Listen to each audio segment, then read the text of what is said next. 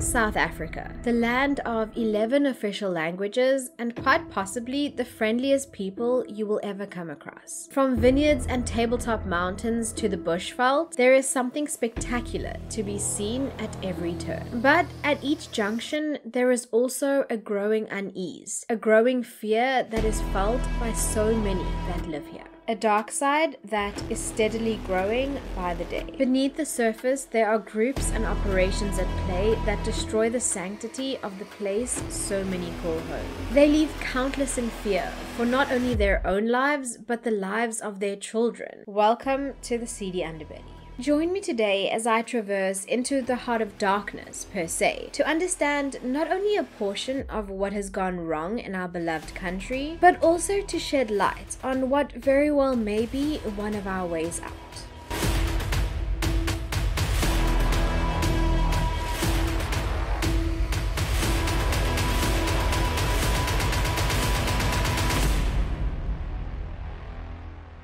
Some of you may very well be aware of the Global Organized Crime Index, which ranks criminality in 193 countries around the globe on a scale of 1 to 10. 1 reflecting a lower level of criminality and, adversely, 10 representing far higher levels. It also goes on to rank criminality resilience, i.e. defense mechanisms of the country, based on a similar scale. At this point, I can just about picture the faces and hear the audible sighs from my fellow South Africans, because they know we tend to not fare so well on ratings and scales as of late. As per the 2023 GOCI report, both of South Africa's scores had worsened over the past year, placing us in the 7th worst in the world position. Based on our current standing, our criminal activity is now listed as worse than in countries like Iraq, Afghanistan, and Lebanon. Countries that are still in the process of recovering from vast instabilities and their war-torn, not-so-distant pasts. Yeah, not exactly a great look for South Africa. Currently, South Africa is also one of the worst countries in the world in regards to organized crimes. So what exactly do I mean when I say organized crimes though? By textbook definition, organized criminal activities are planned and controlled by powerful groups, carried out on a substantial scale and shaped largely by the strength of the state in which they operate within. According to the latest study by the Global Initiative Against Transnational Organized Crime,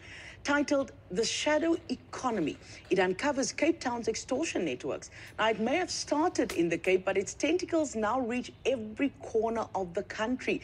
The mafia has its fingers in everything from construction to mining and transport and even water. The first thing that would come to mind for most are mafia-styled groups, like the gangs that operate within South Africa, predominantly within the Western Cape. Within Cape Town, the breathtaking scenery and tourist spots often draw attention away from the disturbing acts that take place daily. So disturbing, in fact, that our very own police force is deeply fearful of entering gang-ridden areas, to the point where the South African Defence Force, the SADF, has been requested by the community on multiple occasions to intervene. In several townships alone, where gang violence has become a way of life, the murder rate was about 200 per 100,000 in areas like Nyanga during the 2016-2017 period. That was compared to the overall country rate of murder at the time, which was 34.3 per 100,000. So essentially 5 times the country's murder rate. These groups not only target and recruit vulnerable youth in economically impoverished areas, but also continuously add to the growing epidemic of substance abuse, institutionalized violence, and fractured family systems. The effects are devastating for both individuals and communities as a whole. We prisoners in our own houses. All the young boys, most of the young boys feel forced to join gangs. Why? Because they're afraid of the gangsters. And more often than not, it's the women and children from these communities that suffer the most. To the point where it's nearly impossible to record all the names of the innocent souls who have lost their lives as a result of a stray bullet or crossfire. Cape Town has also multiple times made use of international technology like ShotSpotter, a device and technology that detects gunshots, locates where the shooting has occurred, and sends out an alert within seconds to law enforcement. That is our current state of affairs. And the craziest part is that this rise in gang crime is also linked in large part to organized syndicates that exist within the very structures and institutions that we rely on to protect us. Western Cape law enforcement authorities are on high alert following a rise in gang activity and gun violence in recent weeks, especially on the Cape Flats. And it seems the more police seize guns, the more illegal firearms end up in the hands of gangsters. In 2016 alone, 2 former police colonels confessed to selling over 2,000 firearms to gangs like the ones that have just been mentioned. The millions spent on creating a secure digital system for the police, the administration process for firearms is still done manually, a system ripe for abuse. And until something's done about that, Derek, we'll continue to stare down the barrel of incompetence and criminality, never knowing how many weapons that are with the police for safekeeping may end up in the hands of criminals. Between 2005 and 2017, 26,025 firearms issued to police officers were either stolen or could simply no longer be accounted for. These include assault rifles, handguns, and even explosives. Take a moment to mull that one over. In 2023, Parliament themselves had stated that thousands of firearms had landed up in the wrong hands, either as a result of theft, loss, or plain corruption. But wait, there's more. As a direct result of that aforementioned fact, over 1,000 deaths had occurred since 2016. Add that to the over 9.5 million rounds of police ammunition that have also taken a walk since 2016, as reported by the South African Gun Owners Association. And for those who dig deeper into this conspiracy, well, their lives are often at risk. We've also seen worrying signs that the police's attempt to crack down on illegal gun running is frequently derailed. Top detective Charles Kinnear was gunned down outside his Bishop Lavis home in Cape Town in September 2020. He was supposedly hot on the trail of illicit guns and potential police involvement. And the South African government's response to the outcry is that investigations are ongoing. Much like investigations into the numerous missing persons reported daily in South Africa. One of the most recent and now internationally recognized cases is that of Jocelyn Smith.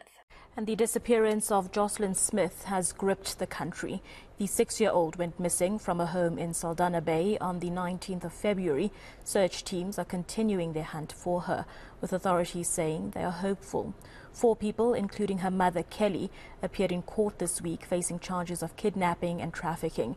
Although this little girl still remains missing, Jocelyn's case has brought to light so much of the horror that has been occurring right under our noses. What some may not actually know is that South Africa currently serves as a source, transit, and destination country for human trafficking. Our government's inability to make significant efforts to reduce these disturbing statistics has led South Africa to be placed for the 2nd year in a row on the Tier 2 watch list by the US government. Yeah, it's not a badge of honor, as one can imagine. In the 2022-2023 period, 15,343 people were kidnapped. And 85% of those kidnappings involved women and children. Those figures represented a 300% increase since statistics of 10 years ago. Trafficking exists in multiple forms, many of which are prolific in the country, ranging from sex trafficking and child labor to labor exploitation, organ smuggling, and even illegal adoptions. In South Africa, labor exploitation and domestic servitude outrank every other category though. The victims are targeted due to their vulnerable status, with one of the most prevalent recruitment methods being false job opportunities. Given the fact that the unemployment rate in South Africa is currently sitting at 32.9%, it isn't surprising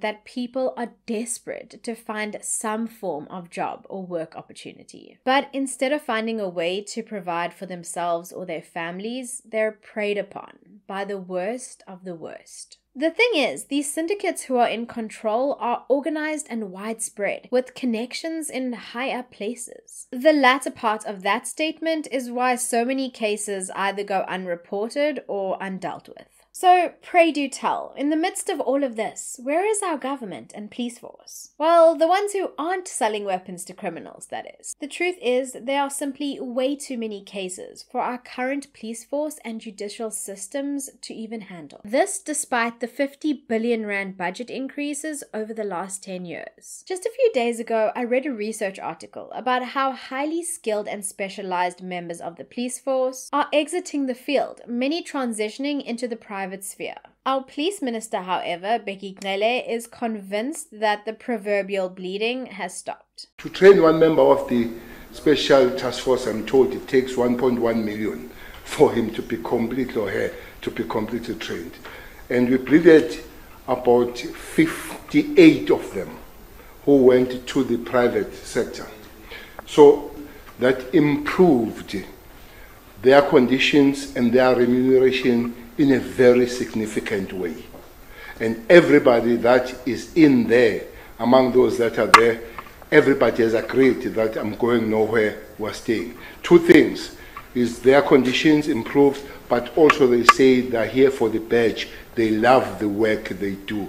I think the bleeding has been stopped. Despite the attempt to increase numbers, half of the recruits don't end up in the force, as research has shown, and the ones that do are still faced with the same overwhelming lack of resources and infrastructure that I mentioned previously. Add to the fact that many of these individuals are then delegated to police arbitrary laws instead of dealing with serious crimes, like, for example, gender-based violence. Let's play a game. I'm going to mention a scenario and you're going to guess what the punishment is for the offense. Ready? The scenario is having employees in your business be exposed to an area where smoking has occurred. Keeping in mind whether this was stated in their employee contracts doesn't matter. Is the punishment A, a proverbial slap on the wrist, B, 6 months imprisonment, or C, a 100,000 rand fine? It's C, a 100,000 rand fine. Did you get it right? Next up, how about vaguely inconveniencing fellow passengers on public transport? Keep in mind, there are no clarifying terms here. Is the punishment A, a fine of 500 rand, B, an immediate arrest, or C, either a fine of 100,000 rand or a 3-month stint in prison?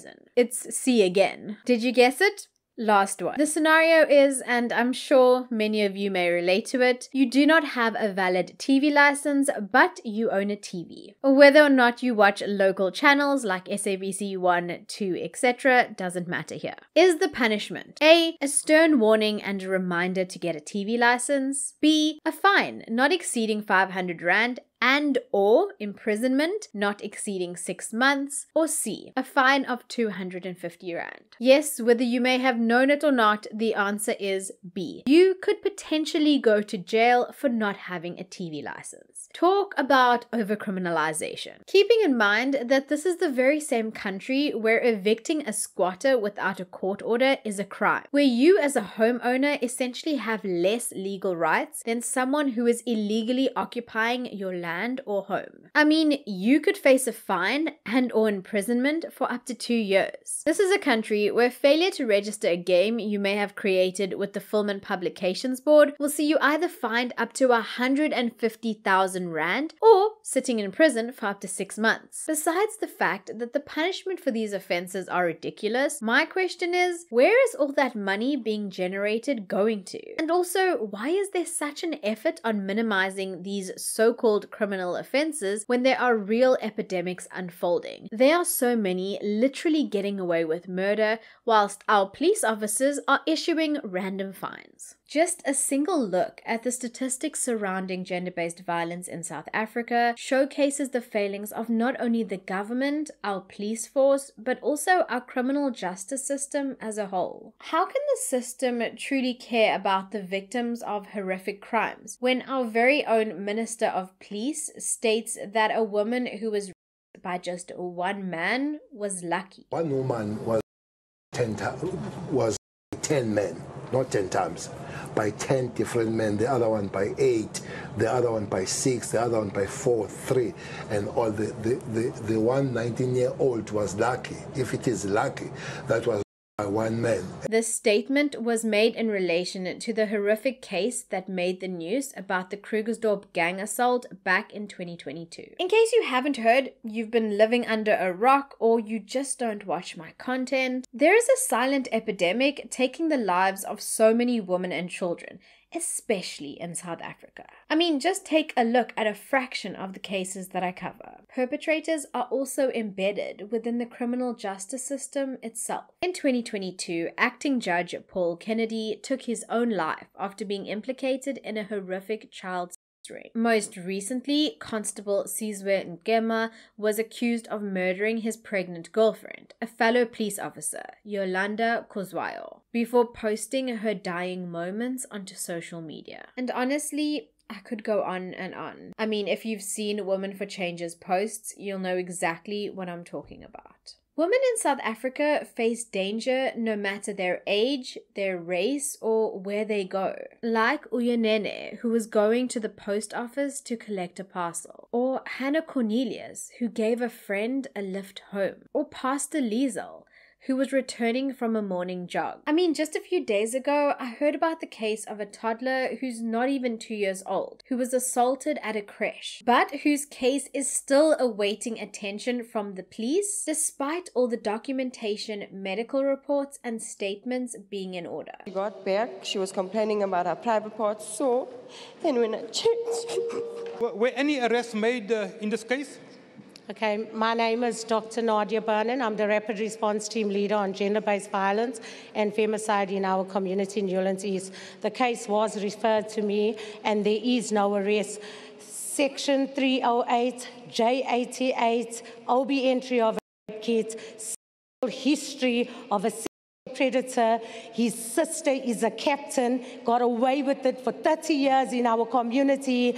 They're married to the creche owner. Still today, they are free. That is the society we are currently living in. A society where only if you picket and protest and trend on social media will you, your case, or your departed loved one stand a chance at receiving some form of justice. We're in the midst of a system that is thoroughly broken. Did you know that South Africa has the largest prison population on the continent, with 157,056 individuals incarcerated, as recorded in March of 2023. This has also led to at least 10 prisons having an overcrowding issue, with an occupancy rate of over 200%. And it's almost crazy to think that even though there are so many sitting there in prison, there are so many more out, walking free, that really should not be. This is where syndicates, as was mentioned earlier, as well as corruption, truly come into play. I mean, how else does one explain the infamous Thabo Bester escaping prison and remaining undetected for so long? The point of the story is that crime is not only killing innocent people in our country, but it's killing our economy. It's causing many experienced individuals to immigrate, leaving us with serious skill deficits. And all we sit with every single day are the failed promises of our politicians and our government. But all hope is not yet lost. Just as the people of South Africa were able to change the state of affairs back in 1994, the people of South Africa can do it again. First and foremost, by making use of the upcoming elections to vote for a party that can actually deliver on their promises. A party who actually cares about their people. There are also many drives and movements focusing on accountability, change, and ultimately a safer country. One of them being the Section 12 initiative. I have already mentioned it in passing on my other platforms, but I truly feel as though it warrants a mention here too. The Section 12 initiative is highlighted by an organization, a think tank, known as the Free Market Foundation. Their mission statement and focus is quadfold, looking at 4 main aspects. First, definition. This is the drive for Parliament to adopt a criminal code that contains all the offences recognized and punishable by South African law. This is because criminality in South Africa is just not clearly defined. Number 2.